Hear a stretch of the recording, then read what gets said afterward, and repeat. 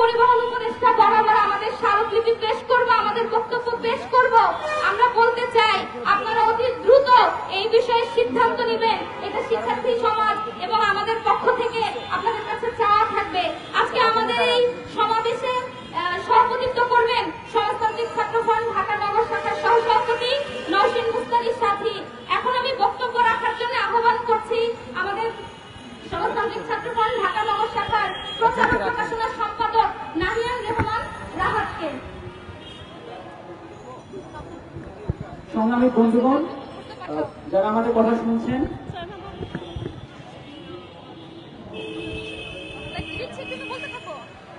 যারা শুনছেন তাদেরকে আমাদের সমাজতান্ত্রিক ছাত্র ফ্রন্ট ঢাকা নগর শাখার পক্ষ থেকে আমরা শুভেচ্ছা জানাচ্ছি।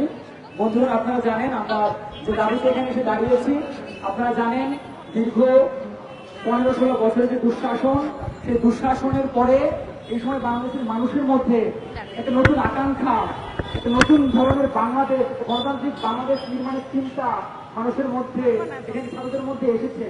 এই সময় আমরা দাবি করছি যে মেট্রো রেল ঢাকায় চলছে, সেই মেট্রো রেলের ভাড়া কমানো এবং ছাত্রদের জন্য হাফ পাস, এই দাবিটা আমরা করছি। আপনারা জানেন মেট্রো রেল যখন ঢাকায় চালু হয় সেই সময়ে কিন্তু শুরু থেকে এখানে 24-এর শুরু থেকেই ছাত্ররা বিভিন্ন সময় বিভিন্ন জায়গায় ঢাকায় বিক্ষোভ করেছে, তারা তাদের কথাগুলো করেছে, মন্ত্রণালয়ে স্মারকলিপি দিয়েছে, এই কথাগুলো আপনারা জানেন।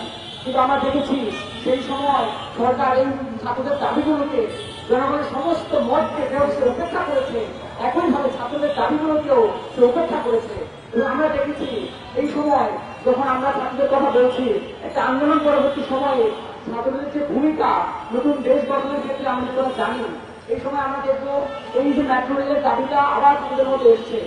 মেট্রো রেলের যে হাফ পাসের দাবি ছাত্রদের মধ্যে আবার নতুন করে এসছে।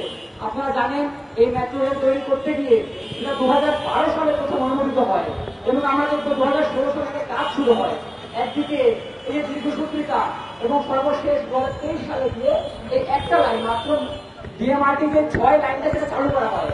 আপনারা জানেন যে গত 13 বছরে মাত্র মেট্রো রেল 6টা লাইনের মধ্যে একটা লাইনের কাজ শেষ হয়েছে।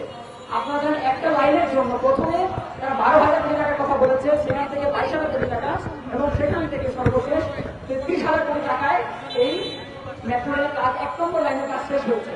আপনারা জানেন এই যে দুর্নীতি, লুটপাট, অর্থ পাচার, এইটা আমাদের দেশের একটা প্রতিনিয়ত বৈশিষ্ট্য হয়ে দাঁড়িয়েছে।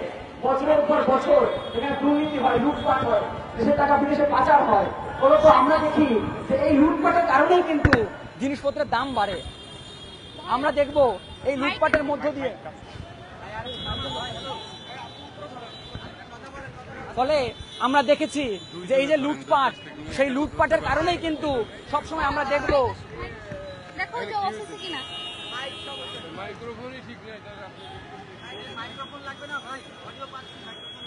ফলে আপনারা জানেন যে এই সময় আমরা দেখেছি যখনই দাম বাড়ছে তখন সরকার বিভিন্ন কিছু বলেছিল যে বিদেশি ব্যাপার, জ্বালানি খাতের সংকট, বিভিন্ন কথা আমরা শুনেছি। ফলে এই সময়ে যখন আমরা দেখেছি, ফলে আপনারা জানেন যে যখনই এই দাম বৃদ্ধির কথা বলা হয় তখন ব্যয় বৃদ্ধির কথা বলা হয়। এই ব্যয় বৃদ্ধি কেন হয় তার একটা কারণ হচ্ছে লুটপাট এবং দুর্নীতি। এই লুটপাট দুর্নীতির মধ্য দিয়ে গিয়েই কিন্তু আমরা দেখি যে দাম বাড়ে।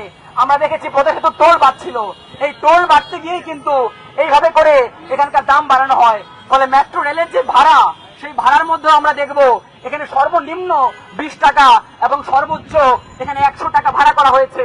তাহলে আমরা বলতে চাই যে ছাত্ররা ঢাকায় একটা মেসে থাকে, হলে থাকে।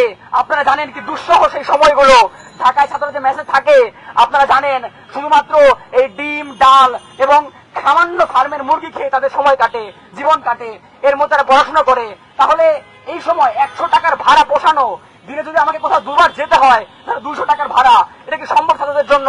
ফলে আমরা বলেছিলাম ভাড়া কমানো এবং ছাত্রদের জন্য হাফ পাস করার কথাটা। ফলে এই সময় আমরা নতুন যে সরকার এসছে, অন্তর্বর্তীকালীন সরকার, একটা গণ আন্দোলনের মধ্য দিয়ে দায়িত্বে আসা সরকার, আমরা মনে করি এই ছাত্রদের আন্দোলনের মধ্য দিয়ে যে সরকার ক্ষমতায় এসছে সেই সরকারের উপর জনগণের দায় থাকে, জনগণের উপর তার অধিকার বর্তায়। ফলে ছাত্রদের কথা বিবেচনা করতে গিয়ে আমরা বলেছিলাম এই যে ভাড়া তাকে কমানো। পাশের বিভিন্ন দেশ, ভারত, পাকিস্তানে আমরা যদি দেখি তাহলে আমরা দেখবো সেখানে ভাড়া সর্বোচ্চ সর্বনিম্ন 2 টাকা, 3 টাকা, 5 টাকা হয়, কিন্তু এখানে আমরা দেখছি 20 টাকা। অর্থাৎ আপনি শাহবাগ থেকে থেকে কারওয়ান বাজার গেলেন, সেখানে আপনাকে 20 টাকা ভাড়া গুনতে হচ্ছে। আপনি প্রেস ক্লাব থেকে টিএসসি গেলেও আপনাকে 20 টাকা ভাড়া গুনতে হবে। তার মানে আপনি মেট্রো রেলে উঠে নামলেই আপনাকে 20 টাকা দিতে হচ্ছে। তাহলে এই ভাড়া কমানোর কথা এবং এই যে ছাত্রদের জন্য হাফ পাসের কথা, সেই কথাগুলো আমরা বলছি। আপনারা জানেন সমাজতান্ত্রিক ছাত্র ফ্রন্ট বিভিন্ন সময় ছাত্র শিক্ষার যে সংকট, তার পাশাপাশি জনগণের মানুষের জীবন মানের যে উন্নয়ন, সেই উন্নয়নের কথা তারা বলেছিল। কিন্তু আমরা দেখব গত সরকার, যে স্বৈরাচারী ফ্যাসিস্ট সরকার, সে উন্নয়নের কথা বলে কেবল অবকাঠামোর উন্নয়ন করেছিল। সেই অবকাঠামোর উন্নয়ন করতে গিয়ে বিভিন্ন ধরনের দুর্নীতি লুটপাট সে করেছে। তার পাশাপাশি এই যে উন্নয়নের স্লোগান তুলেছিল, দেশ জুড়ে উন্নয়ন উন্নয়ন বলে শুনেছিল, তার মধ্যে মানুষের জীবন মানের উন্নয়ন ঘটেনি। এই পদ্মা সেতু, মেট্রো রেল তার একটা উদাহরণ। আমরা বলতে চাই জনগণের জন্য হওয়া উচিত যে কোনো কাজ, যে কোনো প্রকল্প ছাত্র বান্ধব হওয়া উচিত। সেই জায়গা থেকে আজকে আমরা এখানে দাঁড়িয়েছি। আপনারা যারা আমাদের কথা শুনেছেন তাদেরকে আমি আবারও শুভেচ্ছা জানাচ্ছি। আমরা এখান থেকে আমাদের সমাবেশ শেষ করে আমরা একটা স্মারকলিপি দিব মন্ত্রণালয়ে, সেখানে আপনাদেরকে থাকার জন্য অনুরোধ করছি।